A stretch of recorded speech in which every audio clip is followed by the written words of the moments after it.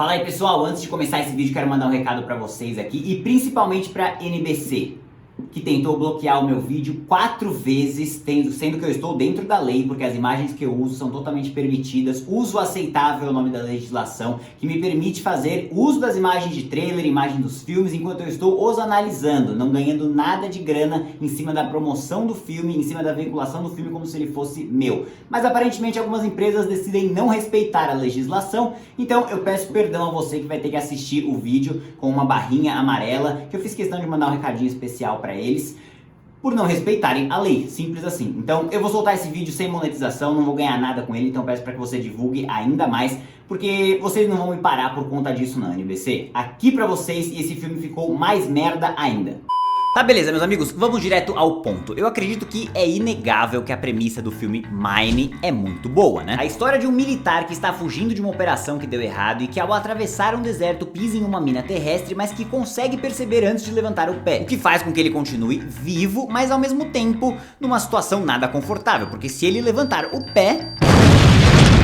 Aquele típico filme na pegada de Buried, em que Ryan Reynolds fica enterrado vivo, ou o recente The Shallows, em que a Blake Lively está ilhada com um tubarão a rodeando. Inclusive eu nunca tinha parado pra pensar que os dois são casados e protagonizaram diferentes filmes com premissas muito parecidas. Mas enfim, fato é que a premissa desse filme é muito boa, cara. Prende a nossa atenção, ou melhor, chama a nossa atenção, porque prender é uma palavra diferente, mas que chama a atenção não dá pra negar. Mas prender é um passo diferente, meus amigos, porque um longa-metragem tem a média de duração de 1h30, 2 horas, e preencher esse tempo criando diferentes situações que mantenham o nosso interesse ativo, que faça a história avançar e não nos canse, mas ainda assim fazendo o filme inteiro se passar em um único lugar, com um único personagem, enfrentando um único desafio, não é uma tarefa nada fácil. Mas temos diversos exemplos de filmes, como 127 Horas, que aproveitam da situação praticamente imobilizável do protagonista para explorar a sua mentalidade, suas angústias, receios, arrependimentos, e que funcionam apesar desse desafio. Então a grande questão que fica é: Mine consegue fazer isso? Bom, é exatamente isso que eu vou responder na crítica de hoje, meus amigos, porque graças a Netflix me enviou o filme com antecedência, eu já consegui assistir e posso discutir aqui com vocês, porque o filme chega amanhã no catálogo. E é exatamente disso que nós vamos falar no vídeo de hoje. Então pra quem não me conhece, eu sou o Rafa Camargo, esse é mais um episódio do quadro Reviews, e se você quer entender um pouquinho mais sobre o que esse cara pisou numa mina e por que ele fez isso, eu convido você pra vir comigo, porque sem mais delongas, solta a vinheta e vamos nessa!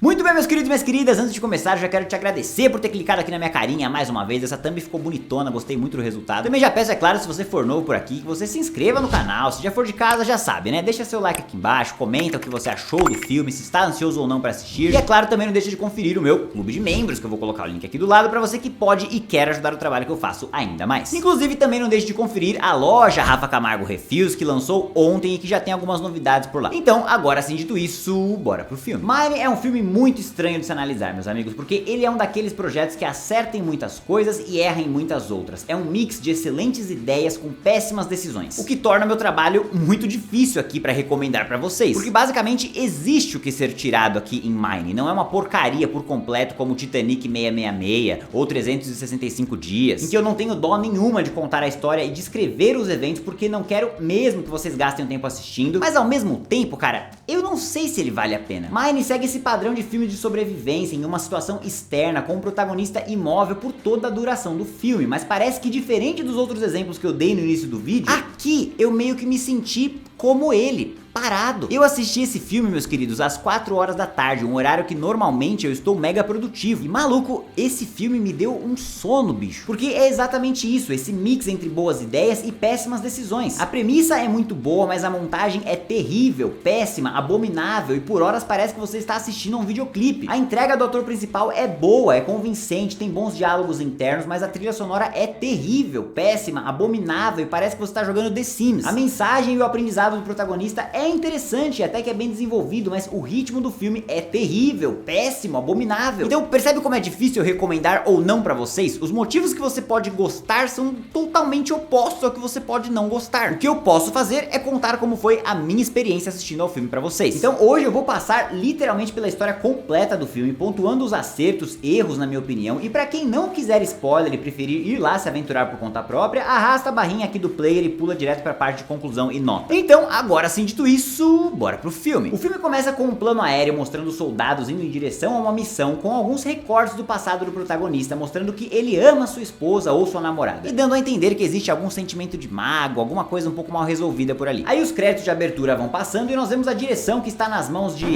Fábio e Fábio? Que porra é essa? Tá, sei lá, esse vídeo aqui é dirigido por Rafa e Rafa. E somos oficialmente apresentados ao nosso protagonista, um sniper norte-americano que está em uma missão de assassinato junto do seu melhor amigo, que a gente vai chamar aqui de o cara do binóculo, porque é só isso que ele faz. E qual que é a missão deles? Matar um terrorista. Eles estão no topo de uma montanha quando um comboio passa e desce um velho que aparentemente é o alvo deles. Mas o sniper também percebe que tem uma outra galera vindo do outro lado, ele aguarda mais alguns minutos e percebe que aquele encontro no meio do deserto é um casamento. No meio do deserto, mano, a essas horas, nesse sol, mano, que porra de casamento é esse, mano? Enfim, eu desisti de buscar sentido porque, sei lá, às vezes é outra cultura, é normal casar nesse sol. Ponto é que ao ver que é um casamento e que o alvo é o pai do noivo, ele se sente mal em acabar com a festa e acaba não atirando quando tem a oportunidade. O filme dá a entender que tem alguma relação dele com o passado, que talvez o casamento dele não esteja nos melhores momentos e que o lance do casamento foi o que fez ele não atirar. Mas ainda assim, cara, de verdade, honestamente eu não posso negar que eu fiquei com uma raiva danada desse maluco, velho. Você é um soldado, parceiro. Porra, ninguém tá te pedindo pra matar uma mulher, uma criança. Você tem que matar um velho que calhou de ser o pai do noivo. Se porte como um soldado, seja homem e dá a porcaria do tiro, mano. Mas não, honrando o título de pior soldado do mundo, ele não só não atira, como movimenta a sua sniper, fazendo a galera lá de baixo ver o brilho da arma. E se tem uma coisa que esses anos de Call of Duty me ensinaram, é que se alguém ver o brilho da sua sniper, fudeu. A galera começa a atirar neles, eles saem correndo e rola uma cena mega dramática em câmera lenta de um pulo, e depois a gente percebe que o lugar que eles pularam tinha tipo 2 metros. O que me fez lembrar muito daquela cena do Kiko mergulhando na piscina de Acapulco, lembra? Mas eles conseguem se esconder atrás de uma pedra, mas o caminhão com os inimigos está próximo. E vamos lá, meus amigos, vamos dar uma pausa aqui. Eu confesso que nesse momento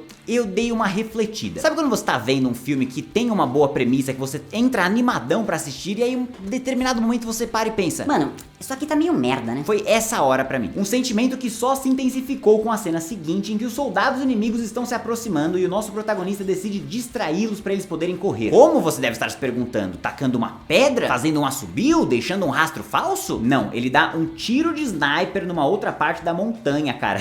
Pelo amor de Deus, mano. E sabe o que é pior? Dá certo, os soldados vão lá investigar. Para com isso, mano. Que silenciador é esse, velho? Numa sniper? Você já ouviu o barulho que uma sniper faz, cara? Com silenciador? Não, eu vou colocar ele aqui agora pra você.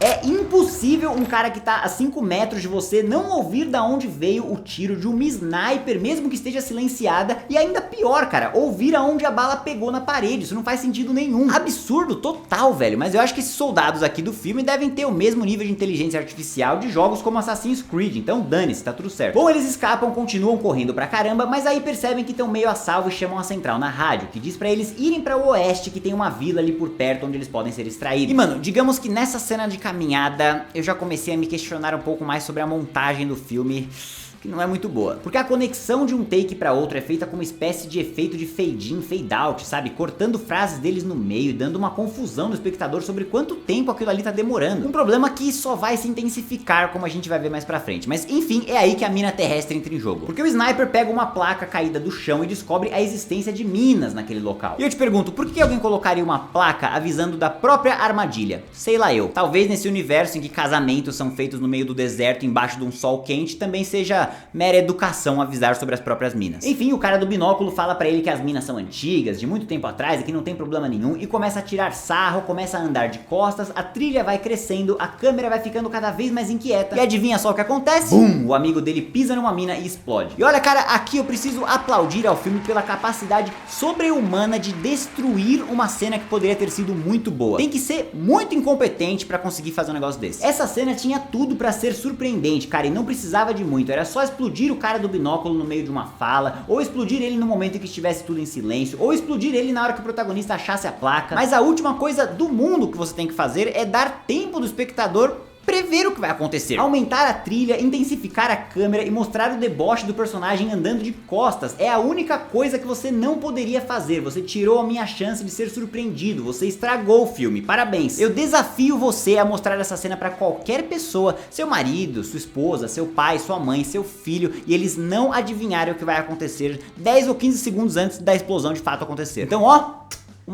Mas é aí que o nosso protagonista dá um passo pra frente pra tentar ajudar seu amigo e ouve um clique, percebendo que ele também pisou numa mina. E cara, vamos lá, eu não vou estragar a surpresa do final do filme ainda, a gente vai chegar lá mais pra frente, mas eu quero que você guarde esse clique, porque ele não faz muito sentido com o que a gente descobre depois. Mas fique tranquilo que a gente vai chegar lá e você vai entender. Enfim, lembra do que eu falei agora há pouco, de que as coisas que estavam acontecendo foram me fazendo achar que isso aqui ia ser uma belíssima de uma porcaria. Pois bem, aí a próxima cena foi incrível, mostrando o desespero do amigo dele, sem as pernas depois de uma explosão, e o sniper tendo que acalmá-lo e orientá-lo a pegar o rádio, colocar a morfina. É uma cena genuinamente bem construída, com tensão, bons diálogos e uma boa entrega dos dois atores. Então percebe o que eu falei no começo do vídeo? Tem uma coisa boa pra outra ruim, é uma entrega boa pra outra péssima. Mas enfim, é a partir daí que nós temos a premissa inicial do filme sendo desenvolvida de fato, porque o cara tá com o pé numa mina terrestre e se ele levantar, explode. Então a questão que fica é, o que ele vai fazer? Como que ele vai sair de lá? Quais desafios ele vai enfrentar? Olha cara, eu vou te falar que não são muitos não, viu? O primeiro passo dele é tirar o cadarço, amarrar na machadinha e usar de corda pra puxar o equipamento do amigo, onde ele consegue finalmente usar o canal de comunicação com a central. Mas a central também parece cancelamento de cartão, cara, não tão muito nem aí pra ele não. Ele fala que tá preso, que precisa de suporte, mas os caras parecem que apenas seguem o protocolo e dizem que não tem como enviar ninguém porque tem uma tempestade de areia a caminho e que ele vai ter que esperar 56 horas. Poxa, isso é grande, né, cara? Uma tempestade de areia, talvez esse seja o clímax do filme. Como é que ele vai conseguir ficar em pé no meio de uma tempestade de areia? Tô ansioso pra assistir isso. Não, a tempestade de areia é literalmente a próxima cena e ele fica de boa. Se manteve firme ali. Sério? Foi isso? Enfim, ele sobrevive à tempestade de areia e aí vem um cara caminhando na sua direção em uma cena que foi nada menos do que estranha, meus amigos. Parece que essa cena é escrita num tom cômico, sabe? O cara pergunta o nome dele, ele fala, mas o cara entende errado. Aí o cara vem andando fazendo zigue-zague e ele não entende. Mas meio que eu não tava no clima de dar risada, eu tava tenso. Na verdade, tenso eu não tava, né? Eu tava me esforçando pra ficar tenso porque eu entendi que era o que o filme queria que eu ficasse. Então, sei lá, esse diálogo me pareceu meio fora do lugar, mas o ponto narrativo dele é que o sniper pede pra ele alcançar o rádio que tá do outro lado depois da explosão lá, né, e também pede pra ele trazer água. Só que o nosso querido sniper não é o cara mais educado do mundo, porque o imbecil tá com uma mina terrestre ali embaixo da sola e acha que tá no direito de ser grosso. Parece minha namorada quando erra comigo. Então, obviamente, o cara meio que dá de louco, dá meia volta e vaza. Aí ele fica com sede, precisa beber o próprio xixi, algo que já foi mais triste, né? A gente já tá um pouquinho cansado de ver isso e não me pega mais tanto. Até que uma criança vem, ele supõe que é a filha do cara que ele viu, dá água pra ele e aí ele surta de novo e xinga a criança pedindo o rádio. A criança se assusta e vai embora. Mano, para de ser burro, velho. Para de gritar com todo mundo. A noite vem, onde ele olha uma mensagem no celular da sua esposa e é atacado por um coiote ou um lobo. Não sei dizer que bicho é esse e a computação gráfica também não colaborou. Mas ele fica bem, consegue ficar de boa e amanhece o dia. E o cara estranho que anda em zigue-zague volta pra ele. E o infeliz do sniper é grosso mais uma vez pedindo o rádio, mas dessa vez o cara entrega pra ele e vaza. Mas o rádio não adianta nada porque ele não consegue achar sinal. Ele passa o dia alucinando com seu melhor amigo, com a sua esposa, com seu pai e bum, noite de novo. E agora os coiotes voltaram em bando. Ele enfrenta os coiotes com a ajuda do seu amigo que ele está alucinando em uma cena que mostra a fragilidade do roteiro e uma certa falta de cuidado. Porque assim, meus amigos, quando você coloca uma cena de um personagem conversando com uma alucinação, é praticamente um monólogo, é uma representação de uma conversa interna. Então não dá pro protagonista ter acesso a uma nova informação que nunca foi dada previamente pra ele, ou descobrir um segredo que ele nunca soube. Não dá, aquilo é uma representação da consciência dele. Como é que ele vai ter alucinações e ter acesso a informações que ele não soube antes, que não está na consciência dele? Mas o filme peca e faz ele descobrir táticas pra se livrar dos lobos ou coiotes lá e bum, amanhece. Então assim, essa parte foi bem furada, né? Bom, chega de manhã e curiosamente o rádio funciona. Ele fala com a central que diz que o comboio que iria resgatá-lo foi atacado e que eles vão precisar de mais 17 horas. Ele pira e diz que não vai mais aguentar, mas a central fez questão de trazer a esposa dele pra mantê-lo firme ali na ligação. E é nesse momento que a gente tem mais uma boa cena, em que ele se entrega às suas emoções e percebe o quão vazia e egoísta foi a decisão de ter entrado nessa guerra em primeiro lugar, e que ele deveria ter ficado lá pra cuidar da esposa, salvando vidas de quem ele de fato se importa, e não indo pra outro país pra tirá-las. E quando ele está prestes a desmaiar, o malucão volta, aparece e salva ele. Pensa numa coincidência, meu velho. Olha a facilitação narrativa gritando aqui nessa parte. Então, mais uma vez, uma belíssima cena com uma entrega emocional muito bem feita, sendo contrastada com uma conveniência narrativa horrorosa. Ele conversa com o cara novamente, meio alucinado ainda, e diz pra ele que viu a filha do cara quando ela trouxe água, mas o cara responde que a filha dele morreu naquele mesmo deserto enquanto ela tentava desativar as minas, porque era o trabalho dela, vender pra guerrilha. Tá aí ó, troféu papai do ano pra esse cara que botava a filha pra desativar mina pra vender e trazer dinheiro pra casa. Paizão, hein? Ele conta que a filha dele desativava as minas e colocava latinhas de alumínio no lugar para os soldados inimigos não perceberem. E conta também que ela morreu em um desses trabalhos. E aí eu te pergunto, meus amigos, se a menina morreu, como é que o sniper alucinou com ela, cara? Como que ele viu, mesmo que numa alucinação, a filha de um cara que ele nunca conheceu? Como que ele montou aquela imagem? Como que ele tinha essa referência pra saber que o cara tinha uma filha se o cara nunca falou pra ele? Não faz o menor sentido isso. Mas bom, o fato é que a partir dessa fala eu comecei a ficar puto de verdade, porque na hora que o cara veio com esse papinho da latinha, eu pensei, mano, se esse cara tiver em cima de uma latinha o tempo inteiro, eu vou ficar pistola. E sim, meus queridos, ele dá um passo e era uma latinha o tempo todo. E o filme acaba com ele mandando o sinalizador pro céu e o caminhão achando ele. Sério, mano? Sério mesmo, filme? Sério mesmo? Cara, honestamente, eu não sei como me sentir em relação a esse final. Novamente ele reforça a minha tese nesse vídeo inteiro, de que esse filme não é uma porcaria por completo, mas ele definitivamente não é um bom filme. Porque se por um lado eu entendo a beleza de que a menina que ele nunca conheceu salvou a vida dele sem nem saber, e também dá a mensagem de que ela não morreu em vão, por outro lado eu fico me questionando que ele é o pior soldado do mundo, por não ter nem tirado a areia do próprio pé pra ver que o que ele pisou foi uma porra de uma latinha. E outra, se era uma porra de uma latinha, por que fez barulho de tique quando ele pisou em cima e ativou que engrenagem numa lata? Bom, eu te explico. Safadeza. Então assim, poeticamente, filosoficamente falando, tem a sua beleza, tem um contraste legal dele ser um soldado e ter sido enviado para aquele local para matar os locais e que um local que ele nem conheceu salvou a sua vida. Mas por outro lado, né, cara, porra, uma latinha, mano, vai tomar no meio do...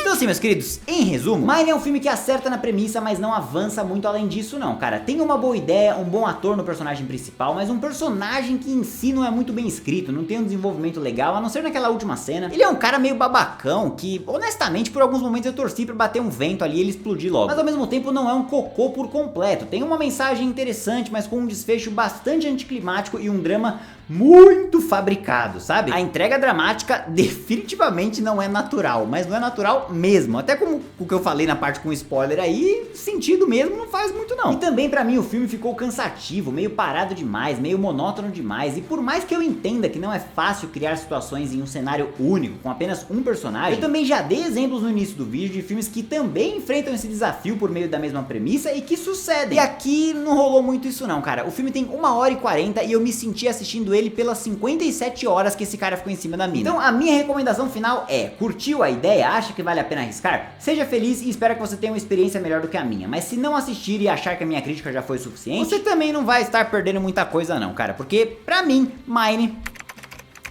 está quase um fim de lista ali, um valeuzinho a mensalidade, bem no meio do caminho, só que tá mais pra um fim de lista. E agora eu quero saber de vocês, meus queridos, já assistiram Mine? Gostaram? Comenta aqui embaixo pra eu saber. Se curtiu o vídeo, não esqueça de deixar o like aqui embaixo, se inscrever no canal e ativar o sininho pra ficar por dentro das próximas novidades. Muito obrigado pela audiência de todos e até a próxima.